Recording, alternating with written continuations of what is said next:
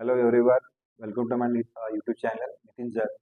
सर्वप्रथम आपल्या सर्वांचा आशीर्वाद आणि प्रेमामुळे माझ्या यूट्यूब चॅनल नितीन जतचे 300+ सबस्क्राईब झालेले आहेत. त्यामुळे आपल्या सर्वांचे आभार. तर आजचा टॉपिक आहे चिकन पॉक्स म्हणजे वाऱ्या फोड्या किंवा कांजण्या. तर पहिल्यांदा आपण ह्या आजाराबद्दल माहिती जाणून घेऊया.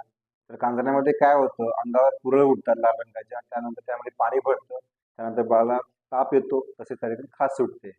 तर ही लक्षण दिसल्यास आपण त्वरित लहान मुलांच्या डॉक्टरांना दाखवून बाळांना ट्रीटमेंट घेणे गरजेचं आहे. तसेच बाळांना आहारमध्ये पाणी भरपूर पाजणे, जेणेकरून बाळ हायड्रेशन मेंटेन राहील. बाळ थोडं खाणं कंटिन्यू चालू ठेवणे, जेणेकरून बाळाचा इंटेक चांगला राहील, जेणेकरून बाळ पेकाळणार नाही किंवा बाळ मलूल होणार नाही. तिसरी गोष्ट, बाळाला बाकीच्या व्यक्तीपासून संपर्क व संसर्गजन्य आजार असल्यामुळे दुसऱ्या व्यक्तीपासून लांब ठेवणे हे करणं गरजेचं आहे, जेणेकरून त्या इन्फेक्टेड व्यक्तीमुळे किंवा मुलांमुळे त्या त्या आजारी लागत दुसऱ्या व्यक्तीला होणार नाही. आता आपण जाणून घेऊ या आजाराच्या लसीकरणाबद्दल. प्रतिबंधात्मक लस, ह्या लसीला चिकन पॉक्स लस म्हणतात. ही लस साधारण वयाच्या 1 वर्षाला दिली जाते. त्याचा दुसरा बूस्टर डोस आहे तो वयाच्या 4 ते 6 वर्षापर्यंत दिला जातो. या लसीचे फायदे काय? या लसीमुळे जवळजवळ 90 ते 95% चिकन पॉक्स या आजाराला प्रतिबंध कमी जाते.